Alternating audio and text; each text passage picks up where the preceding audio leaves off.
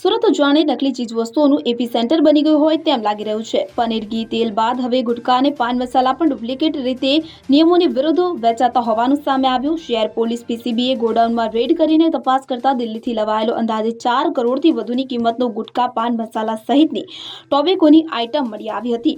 પોલીસે તમામ જથ્થો કબજે કરીને આગળની તપાસ હાથ ધરી। સમગ્ર જાણકારી અનુસાર શહેરના સારોલી પોલીસ સ્ટેશન હદ વિસ્તારમાં આવેલા સણિયા હેમાદ ગામ રોડ પ્રિન્સ એસ્ટેટ ખાતે આવેલા ક્રિયાશક્તિ લોજિસ્ટિકના ગોડાઉનમાં એસઓજીએ રેડ કરી, જેમાંથી દિલ્હીથી લવાયેલ ડુપ્લિકેટ તમાકુ મિશ્રિત ગુટખા, પાન મસાલા પાઉચ પૈકી ગુટખાના પાઉચ ઉપર કોઈ જગ્યાએ સહેલાઈથી દેખાઈ શકે તે રીતે ચેતવણીના છાપ જેવી કે સ્કલ, ક્રોસબોન વર્ડ વોર્નિંગ કે કેન્સરની બીમારી દર્શાવતી કોઈ છાપ કે છબી છાપેલ ન હતી। અંગ્રેજી કે ભારતીય ભાષામાં પણ ચેતવણી ન હોવાનું જોવા મળી આવ્યું। ત્યારે આ તમામ જથ્થો દિલ્હીના વોન્ટેડ આરોપી મહાવીર રખારામ નૈન દ્વારા ગોડાઉનમાં મોકલવામાં આવ્યો તો 5 ટ્રાન્સપોર્ટના વાહનમાં જથ્થો મોકલાયો હતો। સુરતથી આ જથ્થો અનિલ ઉર્ફે અભિષેક યાદવના કહેવાથી મુંબઈ ખાતે મોકલવામાં આવનાર હતો કે જેથી પોલીસે સંજય સીતારામા શર્મા, સંદીપ જયવીર નૈન, વિશાલ રાજીવ કુમાર જૈન, સખારામ નૈન અને અનિલ ઉર્ફે અભિષેક યાદ સામે ગુનો